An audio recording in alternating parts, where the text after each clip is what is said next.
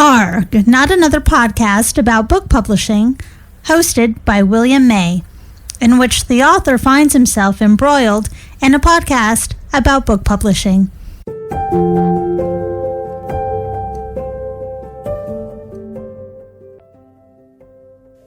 Hello, hello.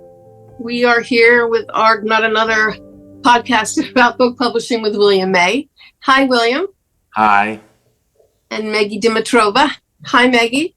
Hello, Meggie, who is he, him, his today, but usually it's she, her, hers. And tell us now where you are. Last time everybody listened, you were in Porto. Where are you now? I moved to Braga, so today I'm working from a co-working space, and you can see Marilyn Monroe behind me. Oh, that's right. You're in a working space. And William, You're based in Florida, correct? Yep, I'm in Florida at home. Wearing a beautiful shirt. Yes, Oh, a blue plaid shirt. You can't see it, folks, but it's really lovely. Alrighty, so let's jump in. Today is our 10th podcast, correct? This is number 10? Yep. It is January 7th, 2025, and we start this new year with the pre-release of William's debut published book from Finishing Line Press, Blaze Without Burning. So, William, how are you feeling about things now that you know this is the month the pre-release sales start, January 27th? How are you?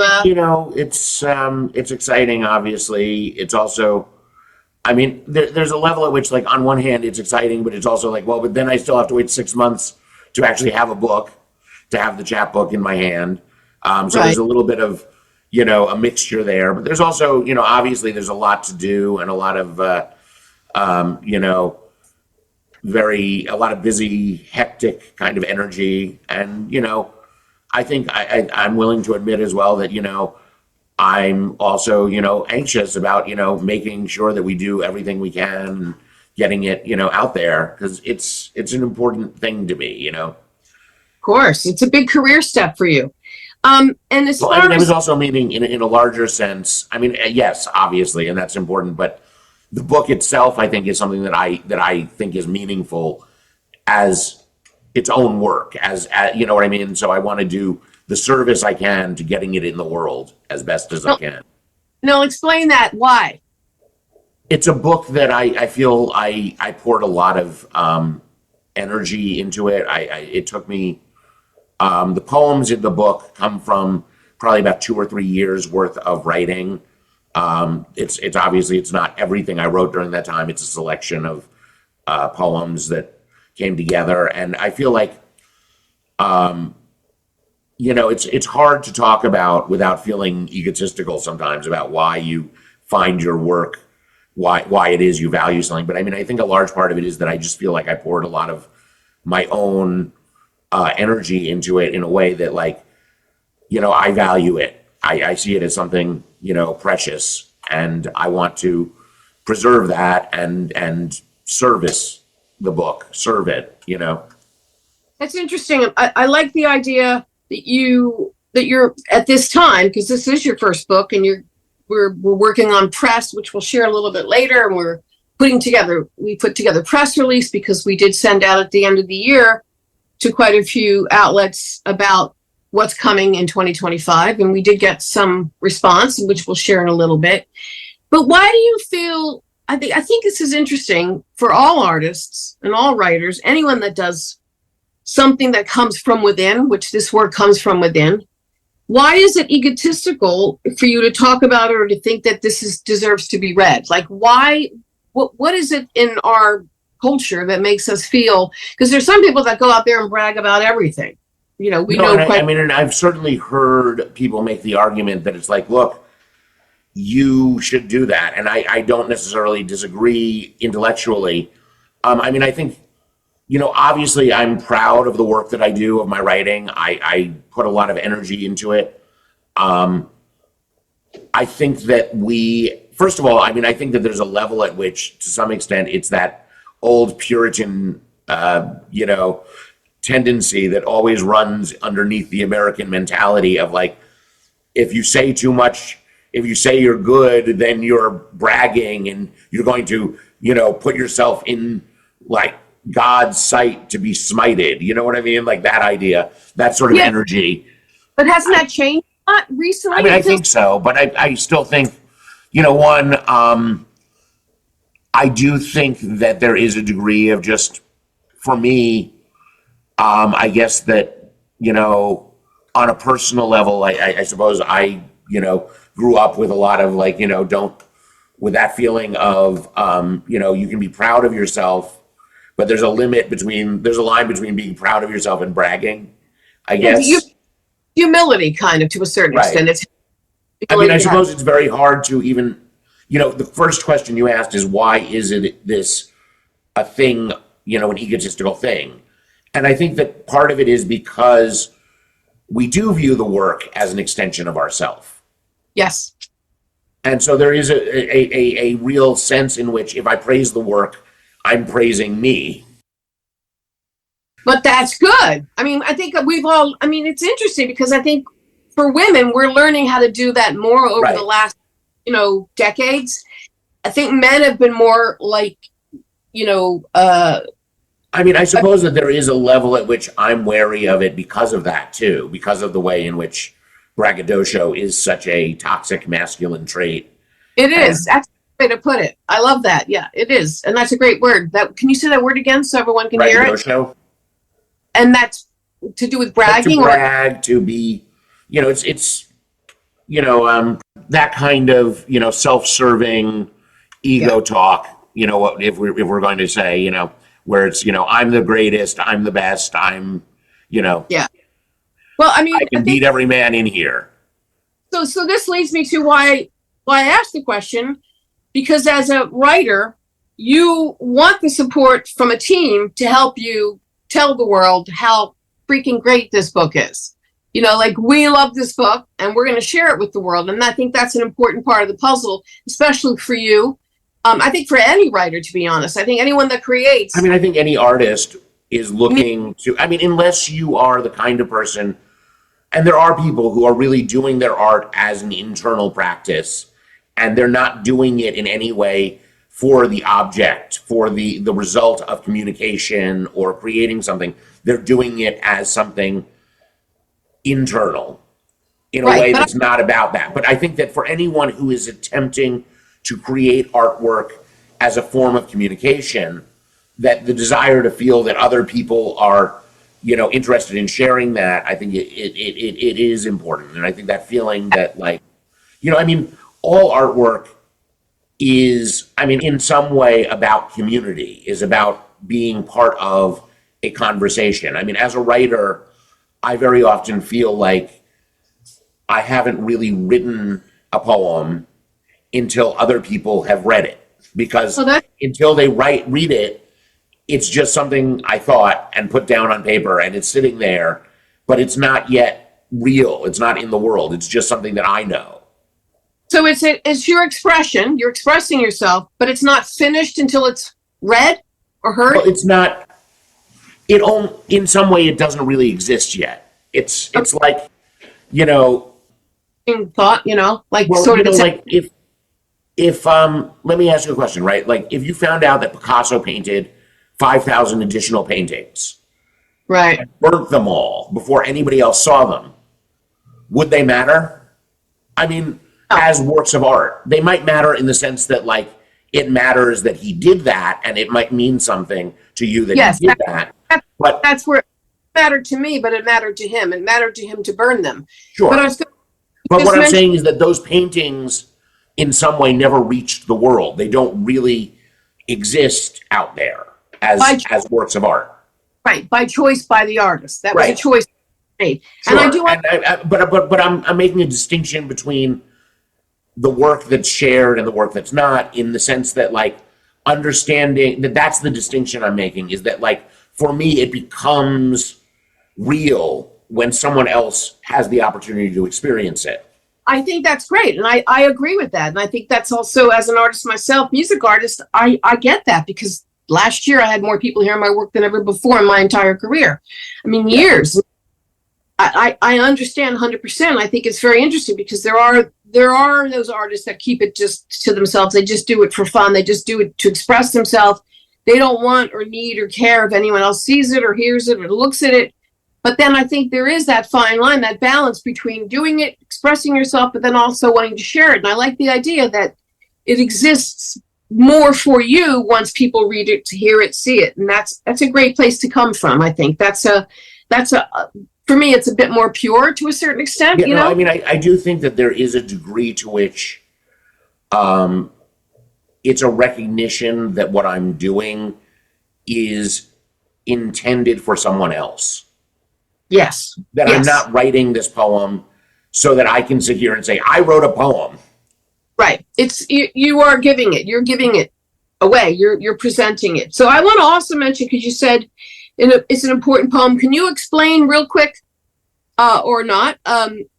Because it's the twinning, the process. Can you explain? So the book, to get in a little bit, and I don't know if we've talked about this before very much, but the book is structured so that it's in two halves, and each half is kind of a mirror reflection of the other, where the first and the last poem are kind of what I've said is that they're twinned. So they are meant to be kind of mirror reflections of each other. They share a title, and in some cases, the poems that are twinned also share a structural element or other aspects that sort of connect them.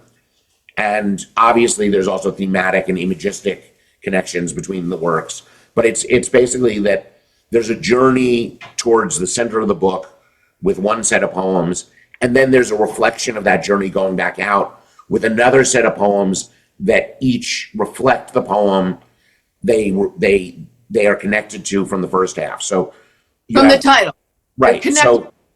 So the first and the last, and then it goes like that, where it's like the first poem, the last poem, the second to last poem, the third poem, the third to last poem. So you kind of go through this experience of coming in and out of the book, I feel. And what made you, where did this idea come from? Are there other books? Honestly, it kind of emerged organically.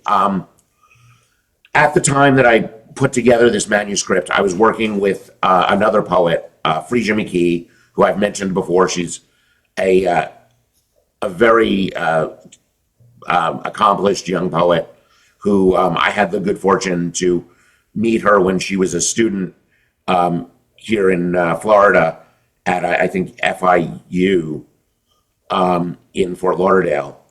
And she was getting her MFA, and I hired her to do some work for me to help me with just going through some of my poems and getting them ready for publication.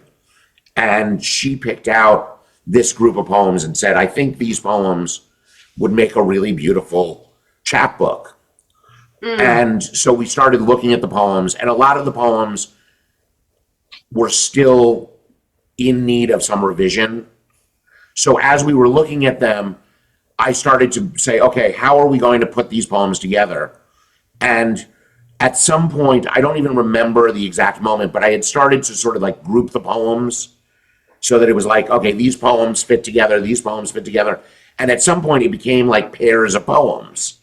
And I was and I started to see a way to sort of connect them together, just emerging. Like literally organic. Are there other books where twinning is, I know that's a word that you use, which I love. Well, I mean, I think that Blake certainly comes to mind, William Blake, with his Marriage of Heaven and Hell, where quite literally there are poems that are intended, very famously, he has two very famous poems, The Tiger and The Lamb, that both are in places in this manuscript where they are opposites to each other. They reflect each other in the same kind of way. They're more thematically connected. It's not quite as on the nose, although he does have some poems where it's there's a poem called Innocent. There's a poem. There are poems in that book that basically reflect each other. One is the section about hell, and one is the section about heaven. And each poem kind of has a place in each. It's a more obvious, I guess. Thematically, I guess, yeah.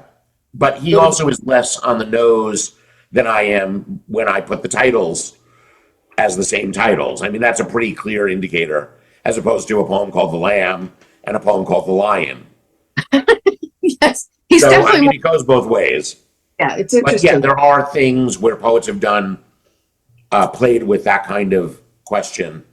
Okay, cool. And we'll get into the theme of the poems, but I want to check back with Meggie. Meggie, you had asked a question in our pre-call about his, being, is William, how's he feeling about everything? And so basically it sounds to me from what I've just discussed with William is that it might help him for him to stay each step.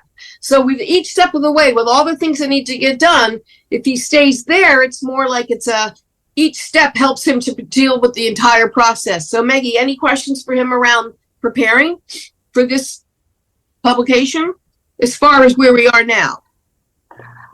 I mean, I feel like it was part of the whole process was us choosing a cover. And I remember both me and Denise worked on a cover, and we were searching for different images. And then I was suggesting some that we can get through, like, is it an abstract thing? Is it something that is more, geometrical? We were getting like I remember William sent us like a bunch of images to kind of get our creative juices flowing. But I think my question would be about the cover, and it's a beautiful journey on its own. And we decided just before the call that we can record a separate episode about that. William, how do you feel about the cover nowadays, knowing that it's, I mean, to talk about the whole process, I feel like in some ways, sometimes you just get lucky and as well just work out the way that they're supposed to. Yeah. We were struggling trying to find a cover image. Now, this works differently with different publishers, but in the case of the publisher that I'm working with, they asked me to find the cover image for the book, which I feel very grateful for that opportunity. I know that there are a lot of other writers who have a different kind of experience where the publisher might either have the cover designed or they find the cover image themselves. And in some ways that might have been less stress, to be honest, because there was a level at which we were like running around trying to figure out what the image we were going to use was, as you talked about.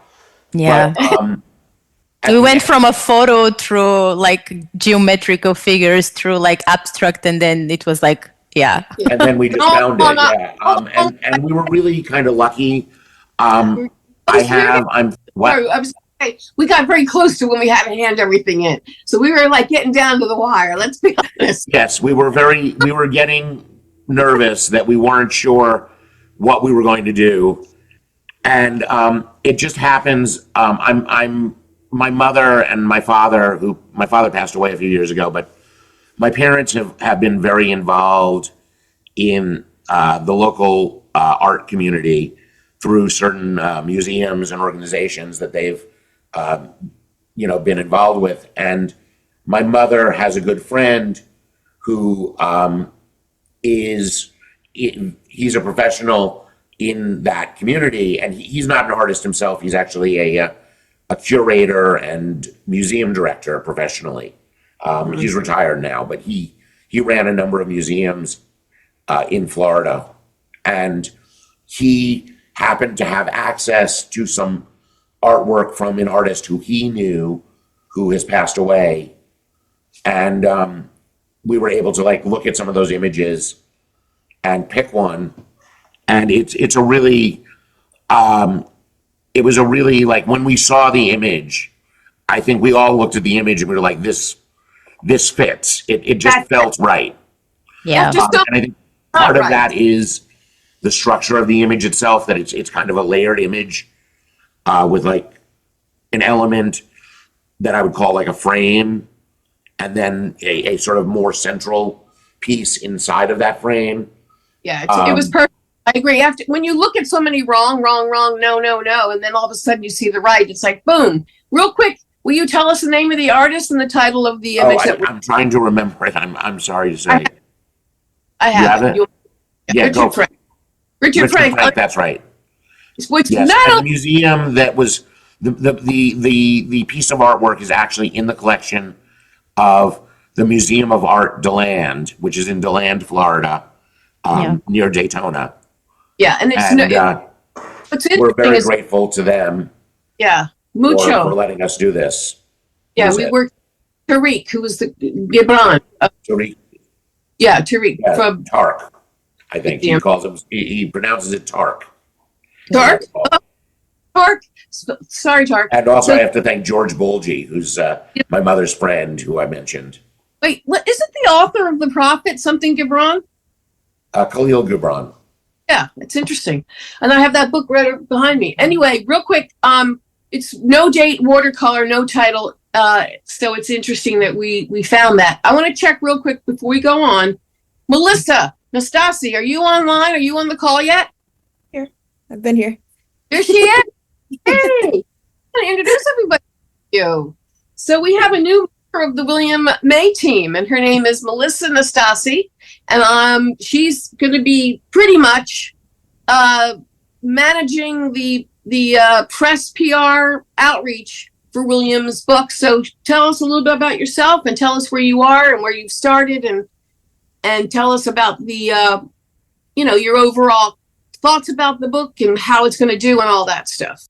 Yeah, I've been doing publicity for the past 15 plus years. And I've kind of worked in every facet of the industry, from music to lifestyle to publishing to pretty much everything imaginable. So yeah, I mean, especially on the book publicity side, I've been working with authors and publishers the past few years, specifically working on kind of all genres of books and authors on, all, certain levels, and ones trying to transcend into different genres, and newer authors that are trying to break through and come up, and even more like more established authors kind of looking for new ways to get their titles and their work and their name out there to new audiences.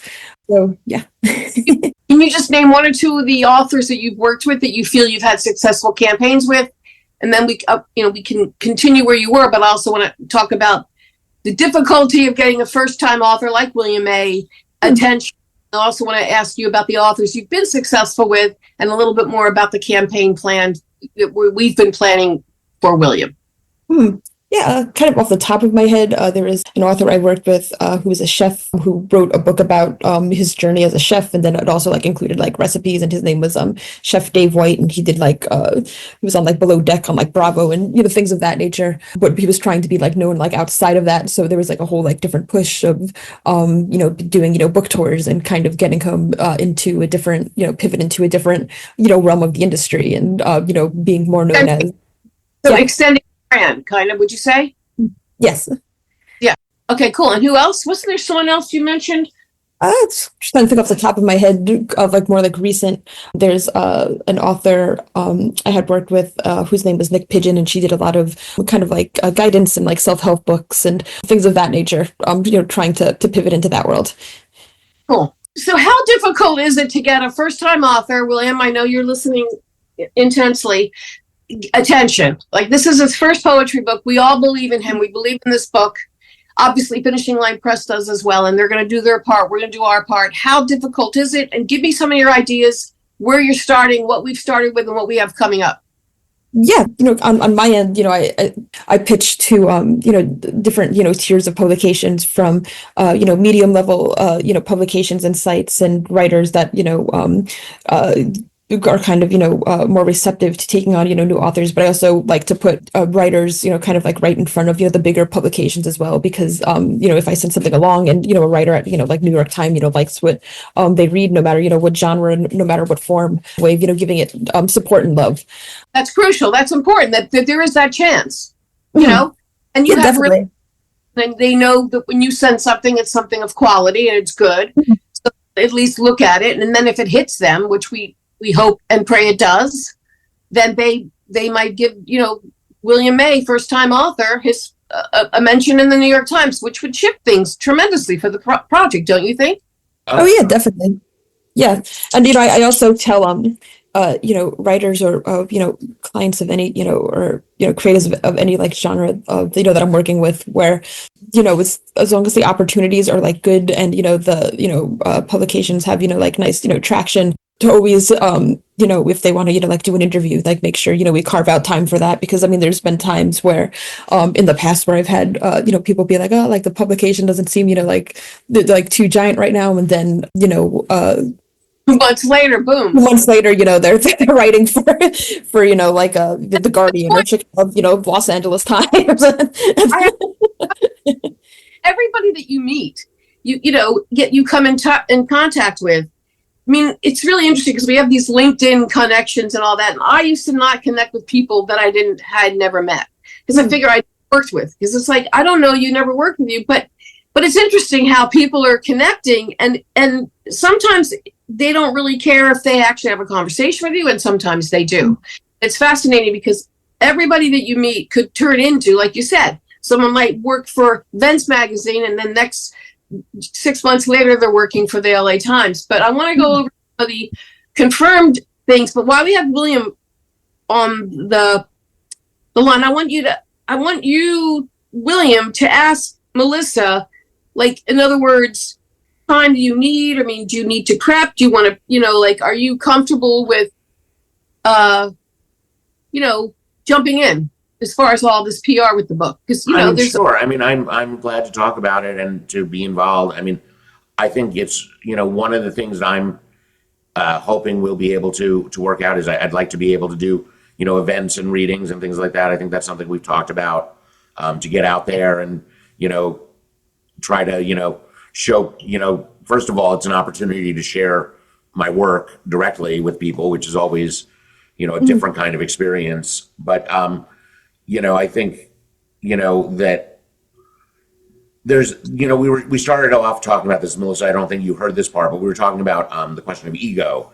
And as a writer, there's always, for me at least, a sense of like, not wanting to, brag on, too much and feel like I love my work. I think it's really good.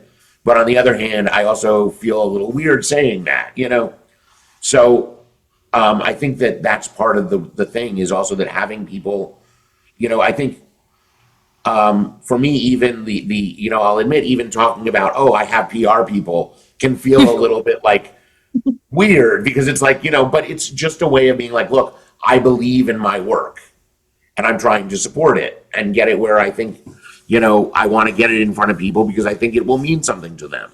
So for me, yes, I mean, I'm absolutely, dedicated to this project in that way, I think. Right. So Melissa, whatever you need them to do, that's the bottom line. And how much time do you, William, do you need 48 hours, 24 hours? Well, I mean, I think it depends on what we're talking about. I mean, if you want me to show up in North Dakota, I might need, a little more time. But, Melissa, you got to cancel next week's North Dakota interview. Tomorrow. Should be on the I have a few more questions. Because we have what I was going to say, though, as my answer to that is that, like, this is right now my life, is this book. Yeah. And so, like, if there's stuff to do, it's assuming that I don't have other things that are, like, necessary to do in that moment, it's the priority, Good. Well, that's good to know. And sometimes that's important, because sometimes I've heard people talk about some of their clients not being as available as I'd like them to be. And so real quick, we have a cutoff time at 12:30, a hard cutoff, Melissa, because William has a meeting at 1, so we have to stop at 12:30. So I want you to share a little bit about what you've started. And I know we have in the notes, you've got Vents, Patch, Book Fight Club, Authors Village, OCE Book, and these are outlets that are going to highlight the book coming out for 2025, correct? Yes. Great.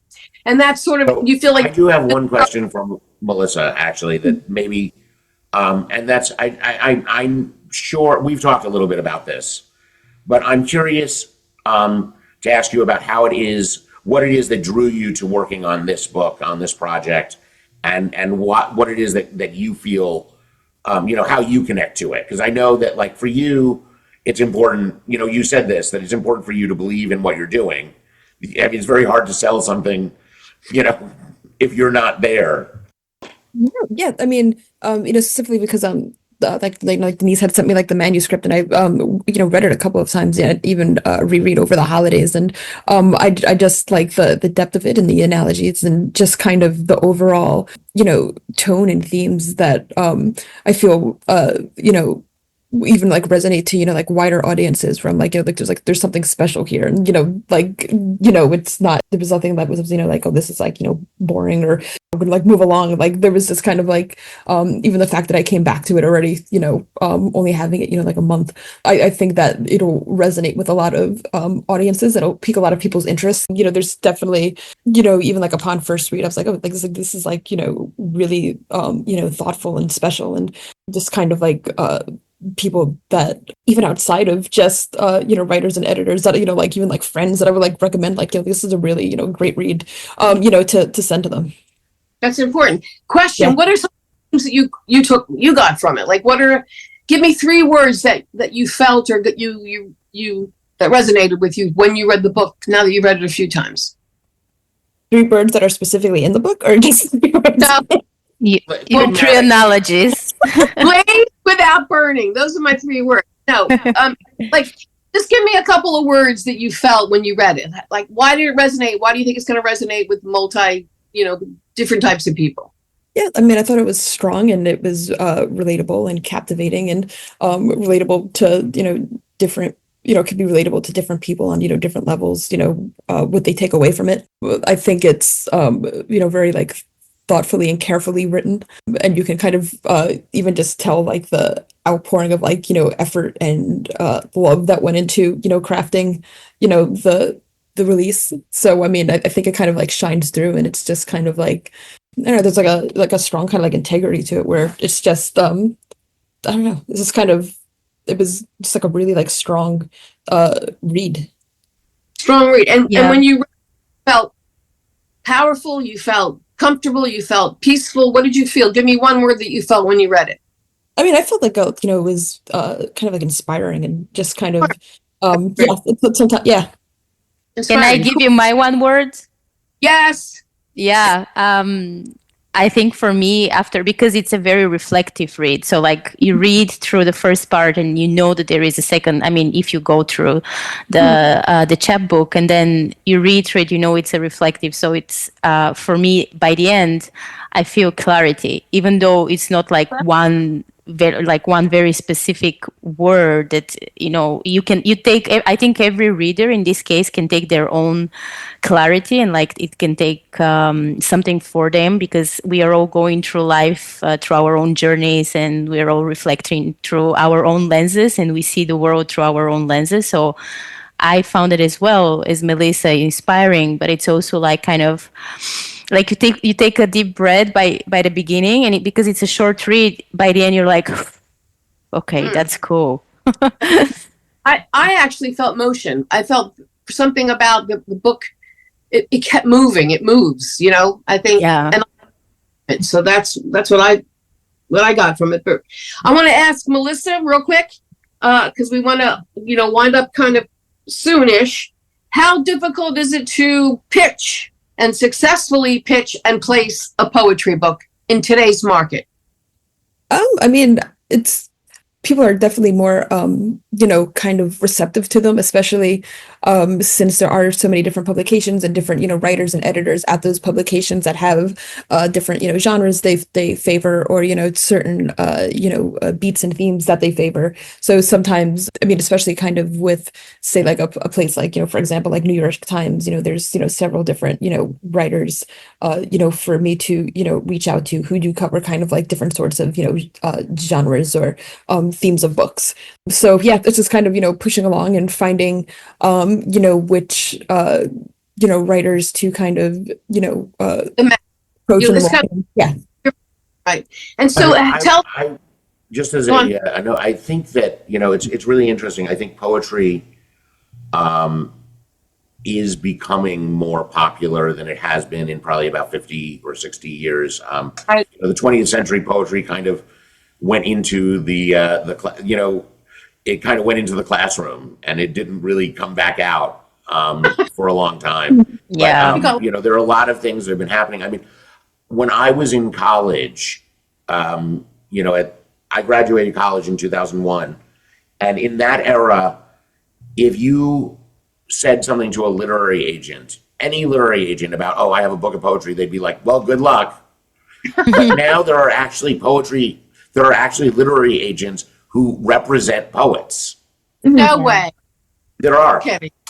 No, there are. I mean, it's not like every poet or even most poets, but there are literary agents who have started representing poets in the last probably 10 years.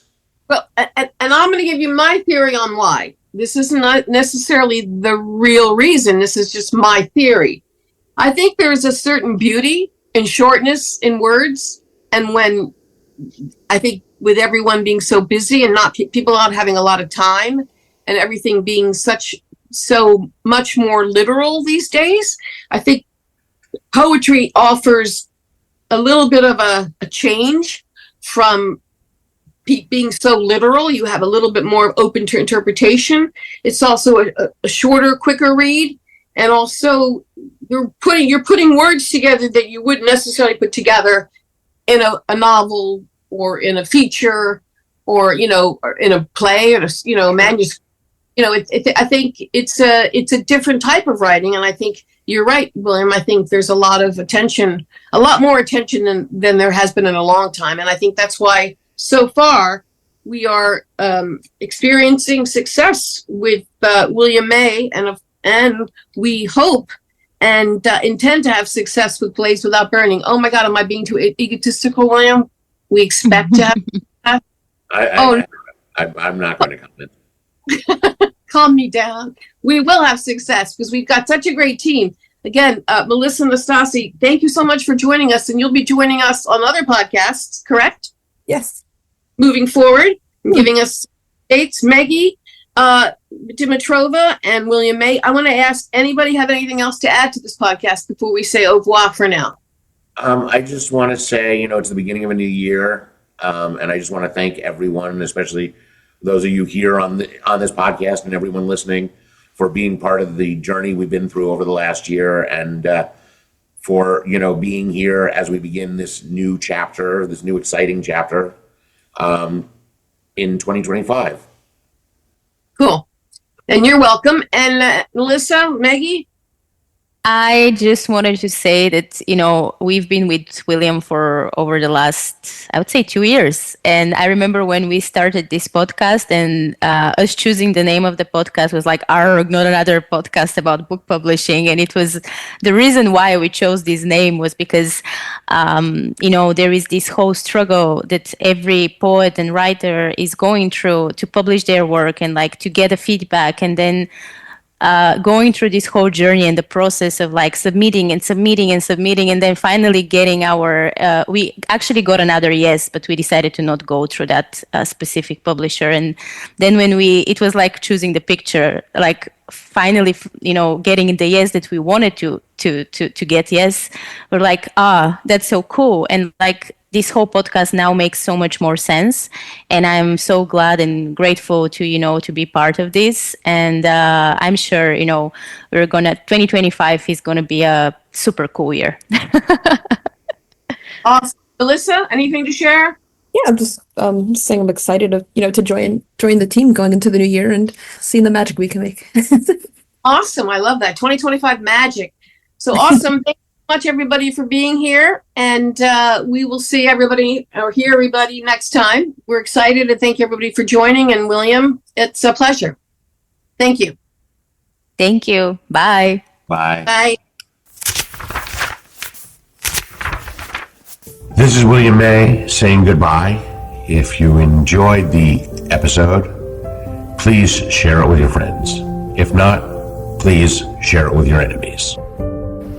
ARG, Not Another Podcast About Book Publishing, is produced by Denise Marsa, Meggie Dimitrova, and William May. Please visit WilliamMayWrites.com for social media links, recited poems, and more.